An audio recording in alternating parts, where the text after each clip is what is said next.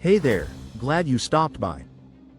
Big news out of Washington. President Donald Trump's new bill has officially passed the House. This isn't just political chatter anymore. If you're living on a fixed income, receiving Social Security, or just trying to stay afloat financially, this bill could directly impact your wallet, your healthcare, and even your taxes. Now here's something you probably haven't heard on the news.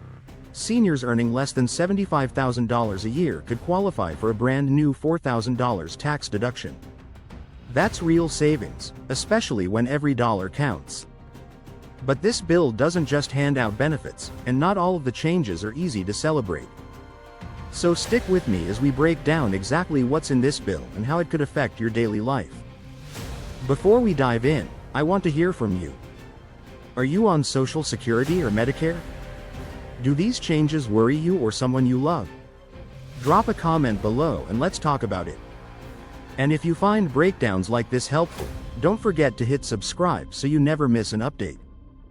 Alright, let's get into one of the biggest headlines, taxes.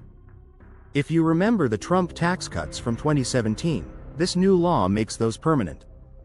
That means lower corporate tax rates are here to stay. But there are also new tax breaks that might surprise you. Tips are now tax-free, overtime pay isn't taxed, and you can deduct interest on car loans, as long as the car was made in the USA.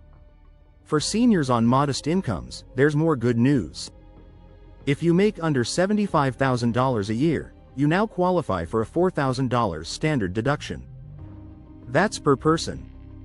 Married couples filing jointly? You're looking at $8,000 in deductions. It's not a full exemption on Social Security income like some hoped for, but it helps ease the tax burden. Still, not everyone comes out ahead.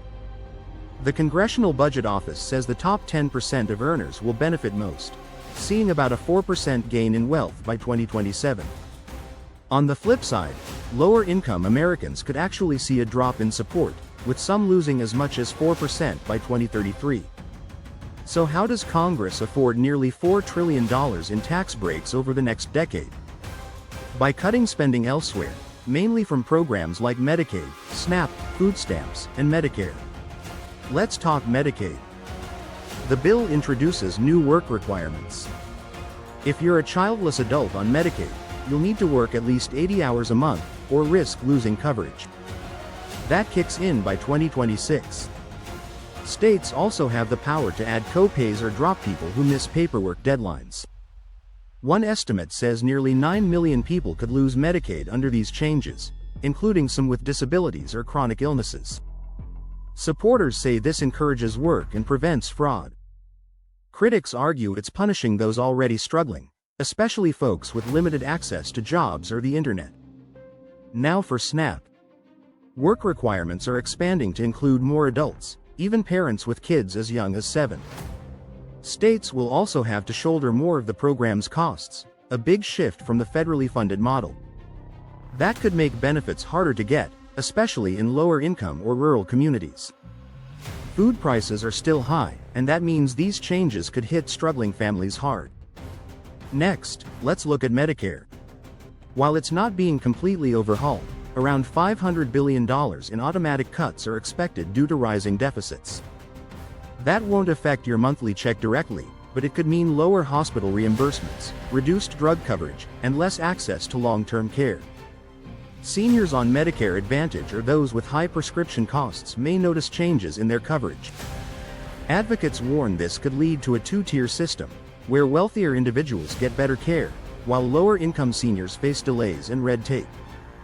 The White House insists the core benefits are safe and that the new deductions should help offset any added costs, but many remain skeptical. There's also a rollback of parts of President Biden's climate initiatives. Subsidies for electric vehicles and energy-efficient home upgrades are being phased out. So if you were planning to go green, double-check what credits still apply.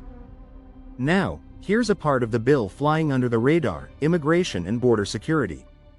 Nearly $175 billion is being allocated here, including $45 billion for new detention centers and $50 billion to restart the southern border wall. The plan also includes hiring 10,000 new border agents. Asylum applications are getting more expensive, and court fees are rising. Supporters say this restores order and boosts national security. Critics argue it makes it harder for vulnerable people to seek help. Another controversial change. The bill limits the power of federal courts to issue certain rulings, like temporary restraining orders. That could reduce judges' ability to block executive actions, something legal experts say could weaken judicial checks on government power.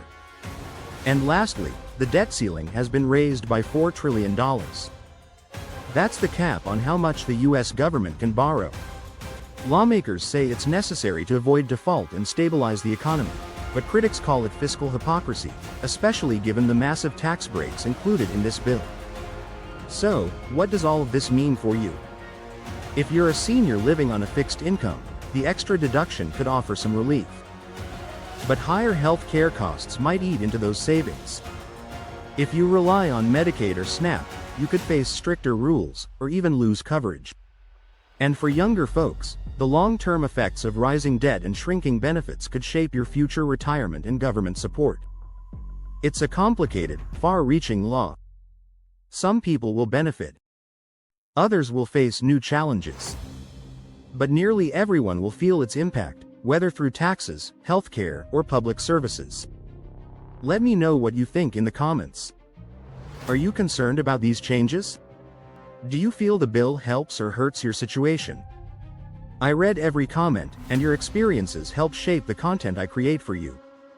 If this breakdown helped make sense of the news, go ahead and subscribe so we can stay connected. Thanks for watching, take care of yourself, and I'll see you in the next one.